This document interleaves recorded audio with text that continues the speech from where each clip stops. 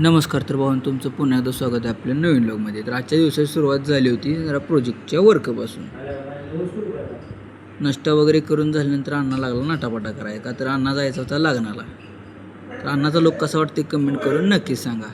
तर आता इथलं सगळं उरकून मला जायचं होतं कॉलेजला. मग उरकून झाल्यानंतर मी गेले कॉलेजला आणि कॉलेजमध्ये ब्रेक झाल्यानंतर पुन्हा आम्ही आलो ह्या कॅन्टीनला जेवायला. तिथे जेवायला आल्यानंतर मस्तपैकी दालच्या चपाती राईस वगैरे खाऊन झाल्यानंतर पुन्हा आम्ही आलो वर.